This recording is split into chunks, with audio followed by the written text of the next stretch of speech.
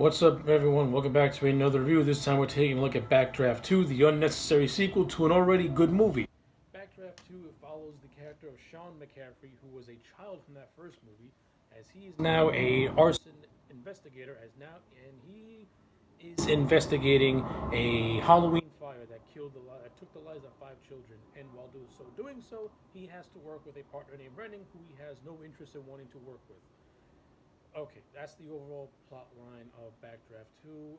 I did not care for this movie, did not like it. Backdraft was one of those movies that really didn't need a sequel because there's no story to tell. And what story this movie did try to tell, I thought it did in a very half-assed, unnecessary job. Like truly, I really did not really need to see what the Sean McCaffrey's character go through anything. Tell you the truth, he was just a minor character from that first movie. There's no story you could have told that would even made me remotely interested. If anything, if you're to tell a story, if you're to tell a story about how Brian became Sean's mentor after Sean wanted to go into the fire department, okay, yeah, sure, but I don't think that's enough for me to catch my interest. I mean, William Baldwin does return for this movie, and you would have never thought Billy Baldwin. He is so uninterested in this movie. It is ridiculous. His performance in this movie is so phoned in. It's embarrassing. Baldwin was really good in the first movie. And this one, he's phoning it in. And you can tell he's just working for a paycheck. Not only that, the way the Brian McCaffrey character is killed off in this movie is just dull. Like, really dumb. He dies saving his nephew Sean. But to me, they barely had any screen time to really flesh out any sort of relationship with each other, and his death and Brian McCaffrey's death just goes flat for me. Like, it really just goes flat. I mean, the movie does pay some reference to the first one by mentioning that that Sean is the son of Stephen. They mention what Adcox did in the first movie, him being an arsonist. I mean, this movie tries so hard to connect itself to that first movie, but it fails miserably because this does not feel like a Backdraft movie.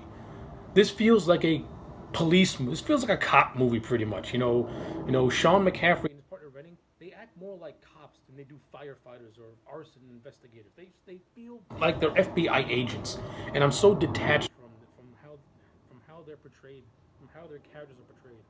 Not once do I ever get the feeling that they feel like firefighters or belong in the firefighter family. It just comes across really awkward to me. I did not like it at all. If anything, to me, the saving grace of this movie was Donald Sutherland. He returns as the character of Ronald Bartel, and Sutherland actually gets more screen time in this movie, and I actually really liked his scenes. Sutherland gives a very Hannibal Lecter type performance, and he's very, very bone chilling in a lot of scenes, and I gotta give Sutherland a lot of credit. You can tell the man is having a good time playing this character again. His scenes save the movie for me, and the interactions he has with the Sean McCaffrey character are where my interest actually peaks, and it starts to feel like a Backdraft movie instead of a cop movie. But that's pretty much where my only positive ends. It ends mostly at Donald Sutherland. I did not mind Joe Anderson as the lead of Sean McCaffrey. He tries with the garbage script that he's given. William Baldwin, he's phoning it in, like I said. The chemistry with Joe Anderson is non-existent because they don't have enough screen time for me to even buy them as having an uncle nephew sort of relationship. It's so lazy, and the resolution of their bitterness towards each other is so half-assed, and it feels so throwaway when Brian explains the events of the first movie to Sean. It feels so throwaway, and I'm supposed to care, but I don't. This movie also gives Sean a love interest in Jenny, and they have one scene together where I'm supposed to feel like they're having a connection. No, I don't. Then they're in bed together. I'm supposed to feel like they're in love. No, I don't.